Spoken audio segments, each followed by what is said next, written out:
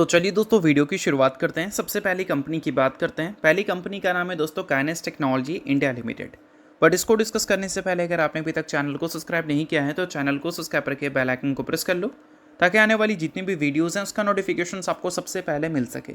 और एक डिस्क्लेमर भी है, जो भी न्यूज़ एंड अपडेट्स हम लोग कवर करेंगे वो सारी एजुकेशन पर्पज़ के लिए हैं, सीखने के लिए हैं।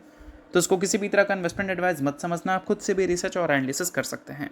तो चलिए दोस्तों वीडियो की शुरुआत करते हैं। सबसे पहले बात करते हैं काइनेस टेक्नोलॉजी से रिलेटेड कुछ इंपॉर्टेंट न्यूज़ एंड अपडेट्स के बारे में। दोस्तों काइनेस की अगर हम बात करें तो इस कंपनी का हालिया परफॉर्मेंस आप सभी को पता है काफ़ी ज़्यादा खराब है। 52 वीक हाई से ये कंपनी 57.8% हमें नीचे दिख रही है। अब इतना ज़्यादा कोई कंपनी अगर टूटती है तो कंपनी को डिटेल में एनालिसिस करना बनता है। पिछले वीडियो में मैंने आपको बोला था कि काइनेस को लेकर अगर आपको डिटेल एनालिसिस वीडियो चाहिए तो कमेंट कर देना, और कई सारे लोगों ने उस पर इंटरेस्ट भी दिखाई दी। तो चलिए इस वीडियो में काइनेस को थोड़ा सा डिटेल में एनालिसिस कर लेते हैं और साथ में ये भी समझेंगे कि काइनेस में क्या यहाँ से गिरावट और भी ज़्यादा पॉसिबल है या फिर काइनेस जितना गिरना था उतना गिर चुकी है। तो वीडियो की शुरुआत करते हैं। तो देखो, सबसे पहले हमें ये समझना है कि गिरावट का मेन कारण क्या है। तो मेन कारण है कंपनी का गाइडेंस, जो कि लगातार एक्सपेक्टेशंस के हिसाब से और गाइडेंस के हिसाब से हमें मिस होती भी नज़र आई है। सबसे पहले मैनेजमेंट ने 2026 के जो रेवेन्यू ग्रोथ गाइडेंस दी थी उसमें मेंशन किया था कि 4500 करोड़ का हम रेवेन्यू रिपोर्ट करेंगे। तो मार्केट बहुत खुश हुई थी कि वाह क्या नंबर रिपोर्ट करेगी कंपनी। फिर कंपनी ने बोला कि 4500 करोड़ तो मुश्किल है, हम 4000 करोड़ का ही रिपोर्ट कर पाएंगे क्योंकि हमारी एग्जीक्यूशन उतनी तेज़ी से हो नहीं रही है। तो स्लो एग्जीक्यूशन पे एक बड़ा बवाल उठा और वहाँ एक तगड़ी गिरावट काइनेस टेक्नोलॉजी ने फेस किया था। बट सबसे शॉकिंग बात यह है कि गाइडेंस को कट करने के बावजूद एक्चुअल जो रेवेन्यू आया 2026 का वो 3626 करोड़ ही रिपोर्ट हुआ। और ये चीज़ को देखकर जेपी मॉर्गन ने थोड़े से कॉशियस कमेंट्री कर दी काइनेस को लेकर, और यहाँ से नेगेटिव सेंटिमेंट काइनेस टेक्नोलॉजीज को लेकर हमें शुरू होती हुई दिख गई। मल्टीपल ब्रोकरेज हाउस ने डाउनग्रेड किया, टारगेट्स को कट किया, ये सारी चीज़ें, और इस वजह से तगड़ी गिरावट हमें काइनेस में देखने को मिल गई। और 2026 का फाइनेंशियल ईयर कंपनी के लिए उतना ज़्यादा अच्छा इसलिए भी नहीं गया क्योंकि रेवेन्यू को तो चलो फिर भी कंपनी ने 33% से ग्रो कर लिया था, बट इबिट्टा मार्जिन और प्रॉफिट मार्जिन हमें कुछ खास अच्छे देखने को मिले नहीं थे क्योंकि कंपनी ने हेवी इन्वेस्टमेंट्स किया था अपने न्यू बिजनेसेस में, और इस वजह से प्रॉफिटेबिलिटी कंपनी की थोड़ी श्रिंक हो गई थी। अब आप इसको ऐसे समझ लो, पिछले 5 साल में कंपनी के रेवेन्यू ग्रोथ CAGR देखो 57% का दिखेगा ना, बट प्रॉफिट ग्रोथ CAGR 108% की दिखेगी। 3 साल का प्रॉफिट ग्रोथ CAGR 57% है, बट वही रेवेन्यू ग्रोथ CAGR 48% है। बट एक साल का जब हम देखते हैं तो रेवेन्यू तो 33% से ग्रो हुई है, बट प्रॉफिट में ग्रोथ मात्र 28% की दिखी है, यानी कि रेवेन्यू के कंपैरिजन में प्रॉफिट ग्रोथ हमें कम देखने को मिला है।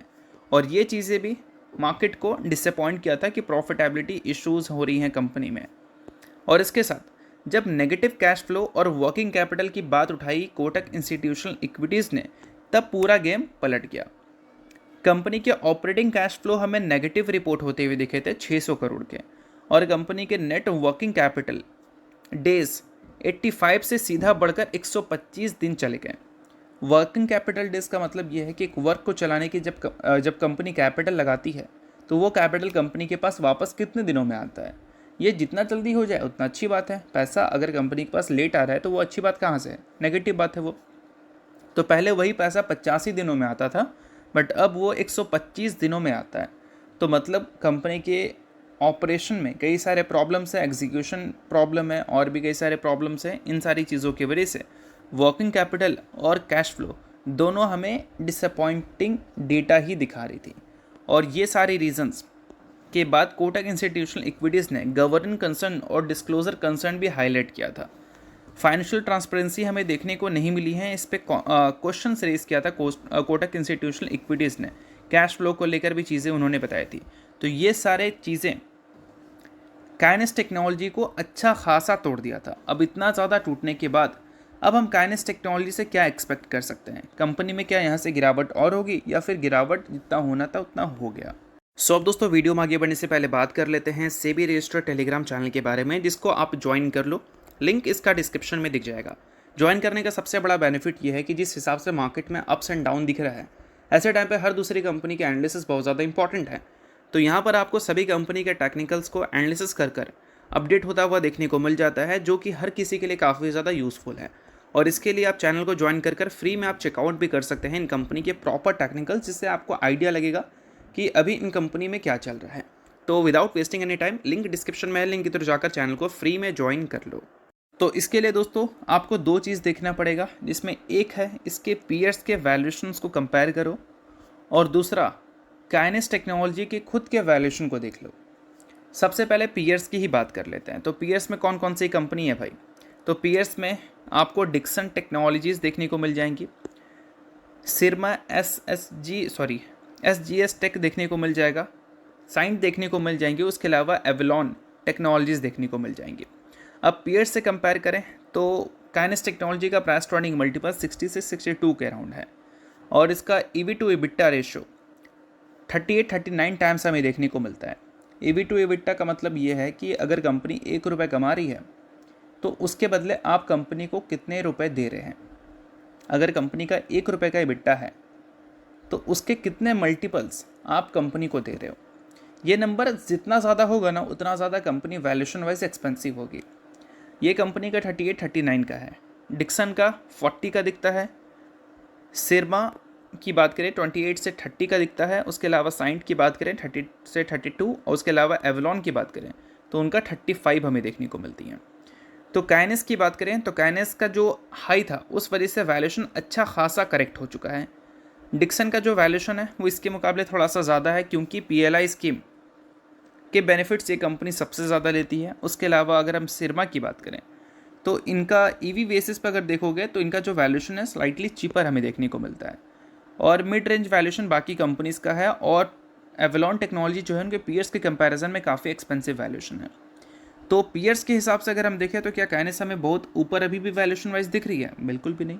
वैल्यूएशन कंपनी का इतना ज़्यादा स्ट्रेच हो चुका है कि अब यहाँ से कंपनी के वैल्यूएशन में कोई बड़ी करेक्शन हम उम्मीद नहीं कर सकते।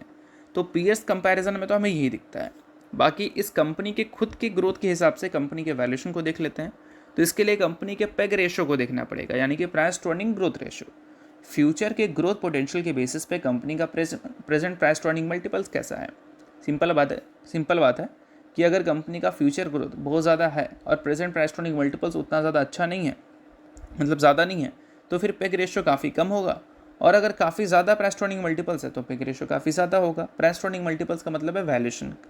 आप उस कंपनी को कितना ज़्यादा वैल्यू दे रहे हो, जितना ज़्यादा वैल्यू दोगे उतना ज़्यादा वो कंपनी महंगी होगी, और महंगी कंपनी में गिरावट का खतरा ज़्यादा रहता है। ठीक है, तो पेग रेशो इसका 1.05 है, यानी कि 1 से ज़्यादा है, यानी कि वैल्यूएशन वाइज कंपनी महंगी है, बट ये इतनी ज़्यादा महंगी नहीं है कि हम बोल सकते हैं कि वैल्यूएशन वाइज तो कंपनी इतनी महंगी है कि फ्यूचर का ग्रोथ कंपनी के वैल्यूएशन को जस्टिफाइड ही नहीं कर सकता है, क्योंकि 1 से ऊपर है बट बहुत ज़्यादा ऊपर नहीं, लाइक 2, 3, 4 नहीं है।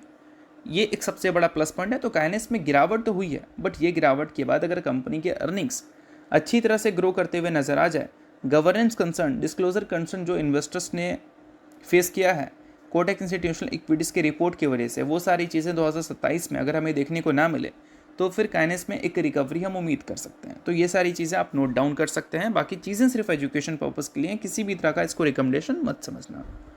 अब बात कर लेते हैं अगली कंपनी के बारे में। तो अगली कंपनी है CDSL, यानी कि central depository services India limited. But इसको डिस्कस करने से पहले अगर आपने अभी तक सेबी रजिस्टर्ड रिसर्च एनालिस्ट के टेलीग्राम चैनल को ज्वाइन नहीं किया है तो उसको जाकर आप ज्वाइन कर लो। उसका लिंक आपको डिस्क्रिप्शन में देखने को मिल जाएगा। लिंक के थ्रू जाकर चैनल को बिल्कुल फ्री में ज्वाइन आप कर सकते हैं। यहाँ पर कई सारी कंपनी के टेक्निकल्स प्रॉपर एनालिसिस के साथ देखने को मिलते हैं, जिसको आप टाइम टू टाइम चेकआउट कर समझ सकते हैं कि आने वाले कल में क्या हो सकता है इन सारी कंपनीज़ में। और सेबी रजिस्टर्ड रिसर्च एनालिस्ट के द्वारा ही ये सारी चीज़ें होती हैं। तो लिंक आपको डिस्क्रिप्शन में दिख जाएगा। लिंक के थ्रू जाकर चैनल को बिल्कुल फ्री में ज्वाइन कर लो। तो चलिए CDSL की बात करते हैं। तो हाल ही में सेबी ने इम्पोज किया था CDSL के ऊपर 1 करोड़ का पेनल्टी। किस लिए भाई?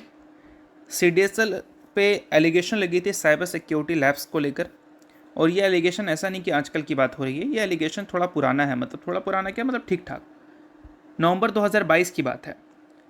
और उसी चीज़ को लेकर सेबी ने 1 करोड़ की पेनल्टी लगाई है CDSL के ऊपर।